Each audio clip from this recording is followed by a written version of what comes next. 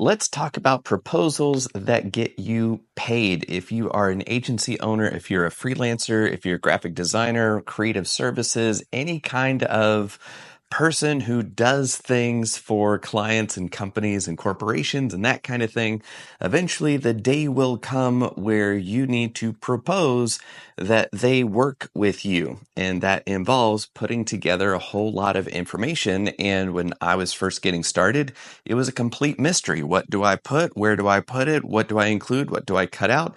And over the years, I have put together an approach that I've personally used to sign millions of dollars of work. And this is what works at the digital marketing agency that I work with. And these are approaches that I've seen work time in, time out. So if you are in any kind of industry that is as competitive as digital marketing, then this will help you. If you are in an industry that isn't that competitive, then this will absolutely help you. So there is a lot that we could go over that would take weeks. So instead, I want to hit the high points that I think will do the most good for you. And if you want to dive in deeper, we'll cover that at the end. So stick around for that. But for now, let's jump into it. Okay, so how do most people approach this? Well, some people say a proposal should be a single page. The shorter, the better. That will improve the likelihood of signing business. Some people say it should include everything and the kitchen sink, and that's going to improve your likelihood.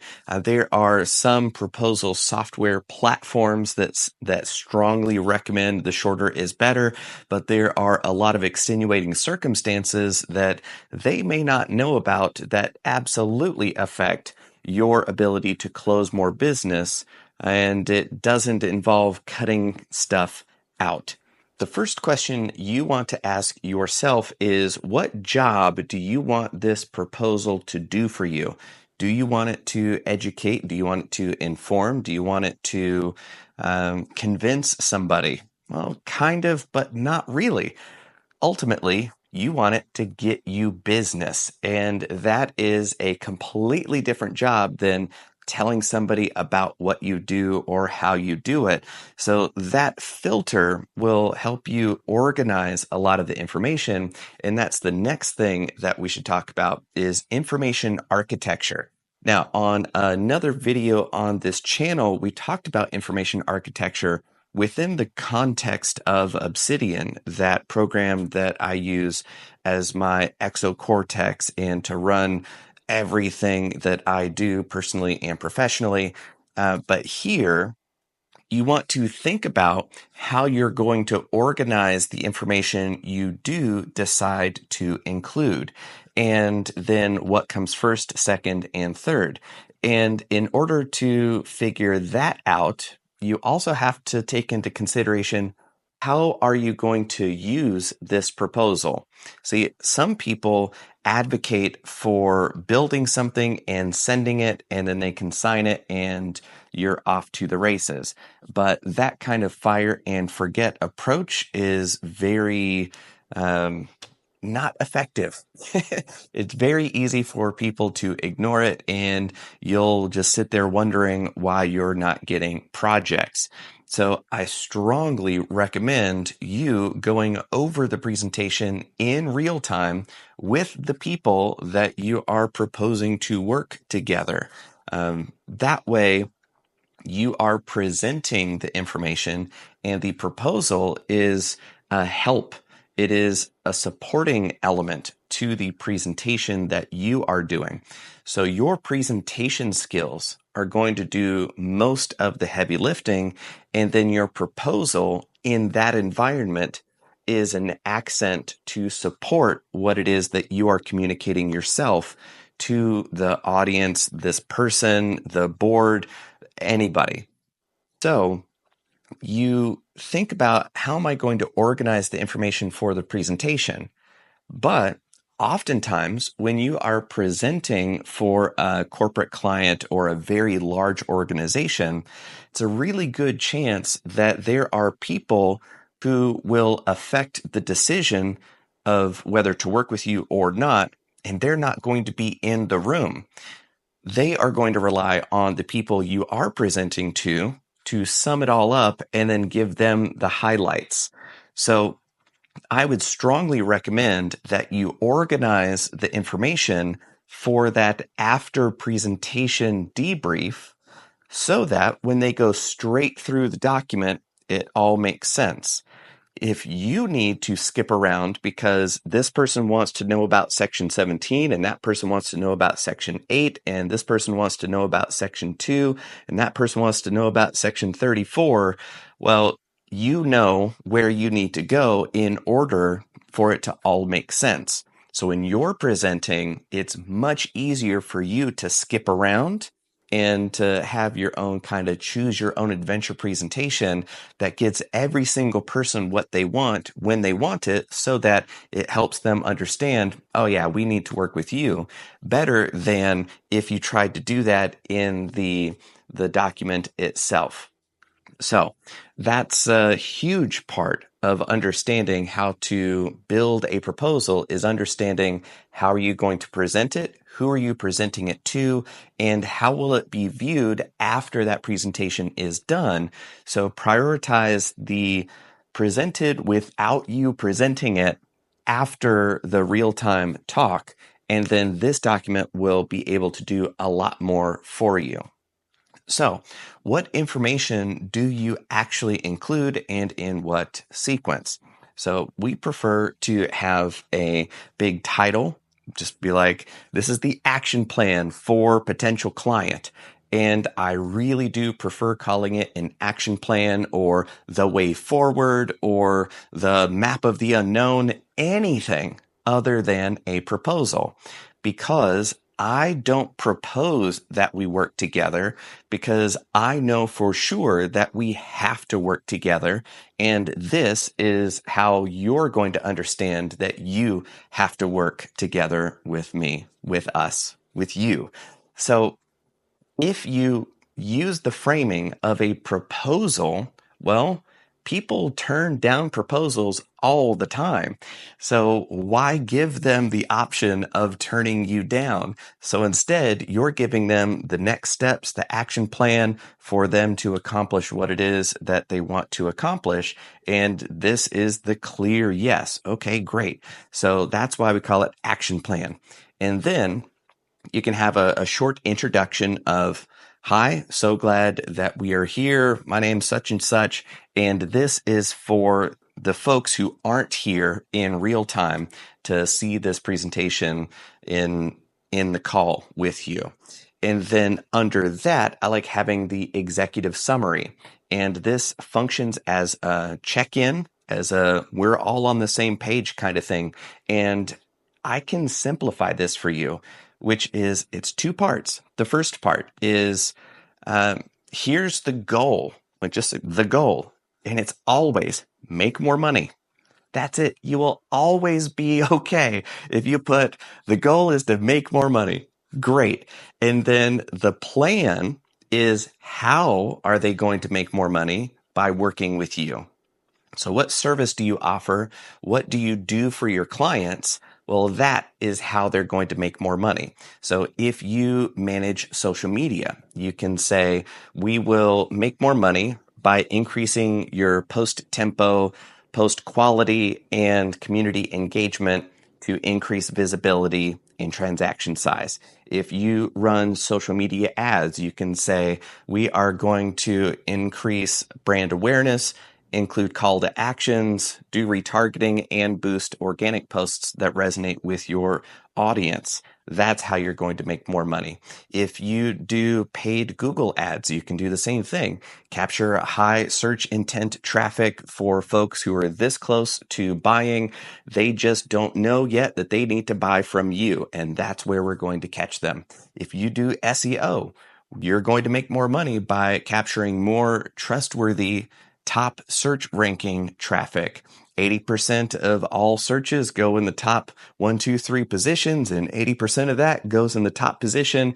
So you're going to win more business through better visibility. So everything that you do needs to connect to, and you're going to make more money because of it. And that's the whole thing. Like that's that's the whole presentation.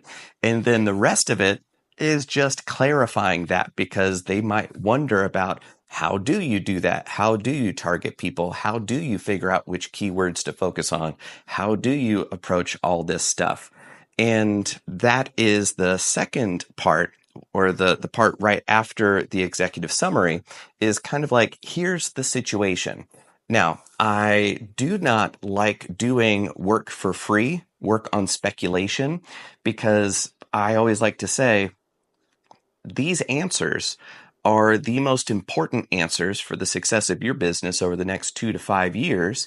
And if you trust some random person's advice for this, that does not bode well for your business. So in order for me to get those questions of what specific keywords you should focus on and why, those again are very valuable answers that I will work with you to find when you are a client. And having said that, there is a lot of value in showing them the landscape of what it is that they're facing. And you do this to build enough context for them to appreciate why their budget expectations are wildly inadequate based on their stated goals. They have no clue. They just know that they only want to invest $1,000 over the next 12 months, when it's really a $12,000 per month project. If you just come out and say it's a $12,000 per month project, they have no context to appreciate that that's actually inexpensive, but compared to their $1,000 expectation, you just blew your deal out of the water.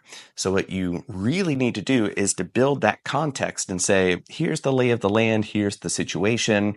Your next competitor, your competitor is here, the next most aggressive competitor is here. And if they were hiring us to do what they're doing, here's what they would be paying us. So this isn't just what I'm saying you should pay me. I'm saying this is what they're doing, and you told me you want to beat them.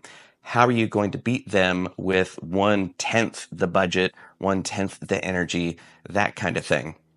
So once you've established the situation and the context, they now understand how big the project really is. And then you can talk about money and investment and recommendations that you're making for what services they engage you for and why and at what scope. So you can give them the small, medium, large, the crawl, walk, run, the good, better, best, the silver, gold, platinum, whatever you want to call it. You can give them options with strong recommendations for which of those you are recommending, and always making sure that your smallest recommendation is still big enough for you to deliver results that they will be happy with. But if they really want to accomplish their goals, they should go with this. And if they want to do it in better time, then go with the platinum version. So there's your investment. And then you can include an appendix.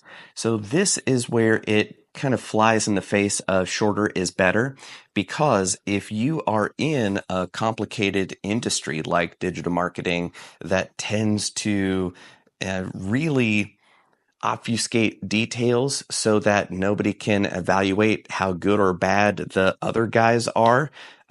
So a sophisticated buyer is the worst thing that most SEO people want, because SEO folks that just have a laptop and a whole roster of clients, and then they build 500 backlinks in an afternoon because they've built their own network of 10,000 garbage spam websites. Well, they don't want people to know that that's what's going on.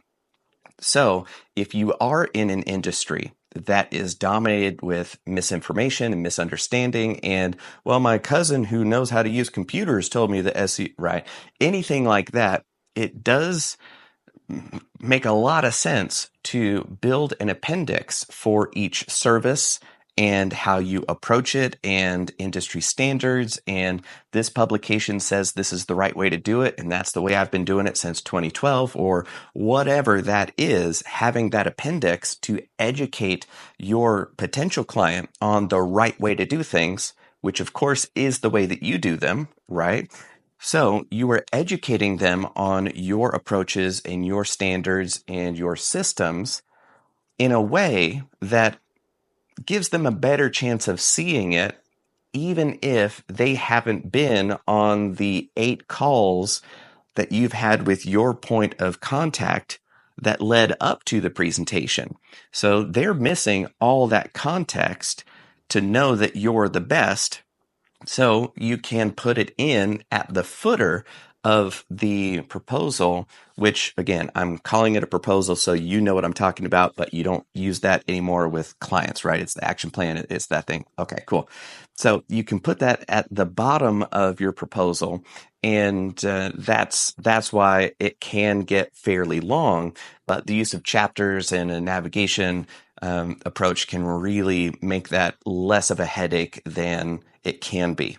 And to that point, you also should have your terms and agreements and your signature and payment link and all of that in the presentation as well. My mentor told me that people do business with the people that make it as easy as possible to do business with them. And if you build your proposal in a PDF and then you need to make some changes to it, and then this is PDF version 1.2, then you send that to your point of contact, but their higher up is looking at version 1, and now there's miscommunication all over the place, and how do I pay attention and all that kind of stuff. So I strongly recommend using a digital platform that has all this in it. It's one link to keep track of, and that's all they have to do, and it's always up to date. So that way they know they're signing the correct thing.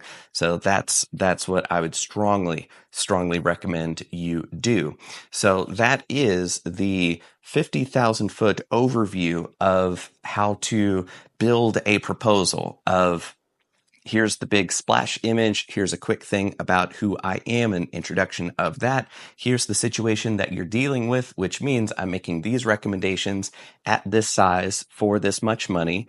And the stuff I do, you can learn more about that in the appendix, and you can sign right here and submit your payment details. So that structure works really well for us. We close lots of business with that, and I genuinely hope that it helps you out and helps you land even more business, because I'm of the opinion that there's enough work out there for everybody, and the more awesome people out there doing phenomenal work, the easier time other amazing people will have landing better paying gigs. So that's why I want to help you make more money and raise all the boats here in the creative world. Now, this, again, was just scratching the surface of it. And if you do want to dive deeper into this and spend those weeks going over the minutia of exactly what you should include and what not to include for your industry or your approaches, then we occasionally do run programs that combine the timeless video lessons with group calls and training and accountability, community, and all that kind of stuff. We tend to cycle through the sales call, presentation skills, negotiation skills, and then closing business in the follow-up kind of a thing. And we do it atomic style like that, so you can pick up the one skill that works for you best. But if you go through the whole thing, then you've got the entire system that is kind of designed to work together. So that could take weeks and months to go through, which is why we do it in kind of a rolling fashion. So if that sounds interesting to you, then absolutely head over to plusoncreator.com, sign up for the email list, and you'll be the first to know about when those new opportunities open up. And then we do invite our email list subscribers to be the first to join. And if any seats do open up or are still open after you get first pick, then we open it up to the public and announce it here on YouTube. So That's pretty much it. We jammed a lot into this time, but if you are still here, I can tell that you are committed to success. You are passionate about your craft, and you're exactly the kind of person that I would like to see again. So consider subscribing to the channel. And if you're not ready for that kind of commitment, but you do want other people to find good information like this, then consider giving it a like. That's the easiest way to tell YouTube, yeah, go show it to more folks like me. And we definitely appreciate every single one of them. So that's it for me. I am going to trust to YouTube to show you the next video that it thinks you'll get the most out of, because we cover a lot here on the channel. And in the meantime, always remember, if you can change your mind, you can change your life.